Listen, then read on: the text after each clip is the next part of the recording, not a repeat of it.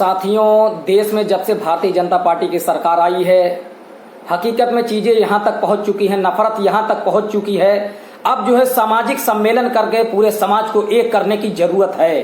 वो पहल जो है हमारे डॉक्टर उदित राज जी ने दिल्ली से अनाउंस कर दिया है कि हमको समाज को एक कर सामाजिक एकता बनाकर और सामाजिक सम्मेलन करके ही मसला को हल किया जा सकता है, आपसी समझौता किया जा सकता है और ये जो बांटने की राजनीति है उस बांटने की राजनीति को खत्म किया जा सकता है। और जो मानवता को शर्मसार करने की जो है साजिश हो रही है और जो मानवता को बांटने की साजिश हो रही है, मंदिर मस्जिद में बांटने की जो कोशिश हो रही है, इंडिया पाकिस्तान के नाम पर लड़ाने की जो साजिश रची जा रही है और आपस में जो है एकदम धर्म के नाम पर इतना नशा चढ़ गया है सबके ऊपर, इतना भारतीय जनता पार्टी ने नशा चढ़ा दिया है कि समझ लो आपस में जो कट मार रहे हैं वो अपने धर्म को ना देखते हुए दूसरे की धर्म में जो है कमी निकालने की कोशिश कर रहे हैं, एक दूसरे की धर्म को नीचा दिखाने की कोशिश कर रहे हैं। लेकिन हकीकत अच्छा इंसान वही है जो दूसरे धर्म का सम्मान करे और वही धर्म अच्छा होगा जो दूसरे के धर्म का सम्मान करेगा। जब दूसरे धर्म की तुम सम्मान करोगे तो दूसरा आदमी भी आपके धर्म का सम्मान करेगा, यही सच्चाई है। अगर तुम दूसरे इंसान का जो है मदद करोगे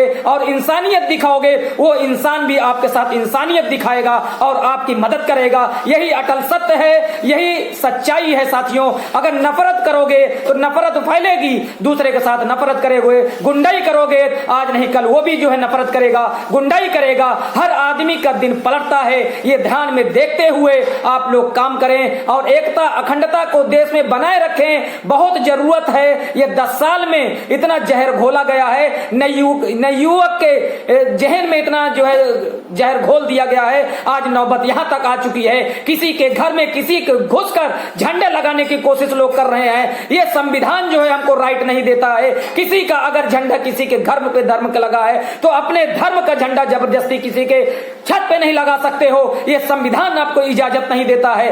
कहां जा रहे हो साथियों आप लोग? आप लोगों को ये भारतीय जनता पार्टी की सरकार ने गुमराह कर दिया है, क्योंकि 10 साल में उन्होंने कुछ भी नहीं किया है। वो खाली बस गाय भैंस गोबर मूत्र इसी पे ही काम किया है, नाले से गैस निकालेंगे, बस लोगों को गुमराह करने का काम किया है। हवाई चप्पल वाले को जहाज पे सफर कराएंगे, आज तक कुछ भी नहीं हुआ साथियों। यकीन मान लो मंदिर मस्जिद के चक्कर में आपको खाली लड़ा दिया है, हिंदू मुस्लिम में आपको लड़ा दिया है, नए युवक के अंदर इतना जहर भर दिया है, आज वो उबाल मार रहा है। इसमें खतरा किसी का नहीं होगा साथियों, खतरा अगर किसी को होगा जो आग लगा रहा है उसको नहीं होगा, क्योंकि उनके जितने भी बच्चे होते हैं आपको पता ही होगा, जितने भी नेता के बच्चे हैं फॉरेन में जो है पढ़ते हैं, लेकिन ये जो गरीब बच्चे होते हैं, आदिवासी होते हैं, माइनॉरिटी के हैं और दलित भाई लोग को उनको जो है बहका फुसलाकर उनको भड़का दिया जाता है और वो दूसरे के घर में झंडा डालने के लिए खड़े हो जाते हैं और खुद जहर आप लोग उगल के फंस जाते हो। बाद में पता लगता है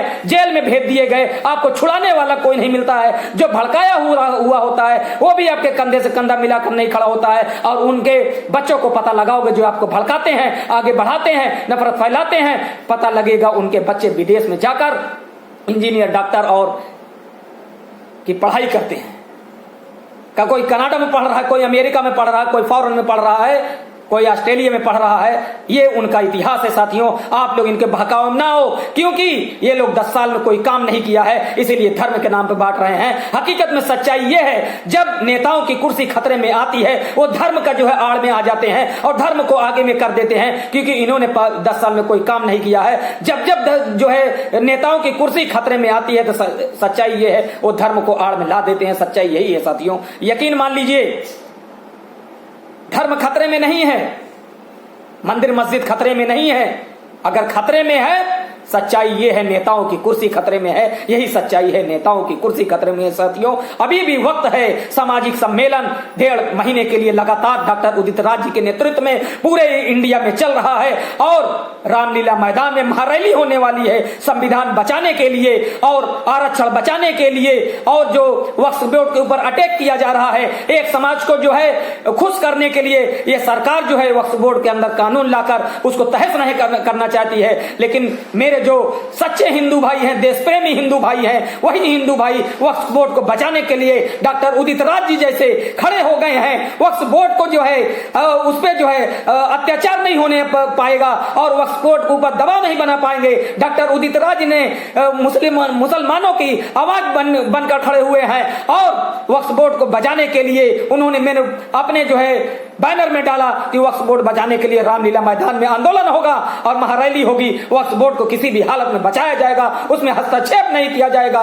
ऐसे हमारे हिंदू भाई हैं, यकीन मान लीजिए मैं ऐसे हिंदू भाइयों से बहुत मोहब्बत करता हूं। मैं किसी जात पात से नफरत नहीं करता हूं, बस नफरत उनसे है जो नफरत फैलाते हैं। न मैं जात की बात करता हूं, ना तो पात की बात करता हूं। अगर मैं बात करता हूं तो सरकार से खाली काम की बात करता हूं। काम नहीं करेगी सरकार, उसके पीछे हम लोग लड़ेंगे और काम कराएंगे। संविधान को खतरे में डाल रहे हैं, संविधान को बचाने का काम करेंगे और आरक्षण को बचाने का काम करेंगे। डॉक्टर उदित राज जिंदाबाद। जय हिंद, जय भारत, वंदे मातरम।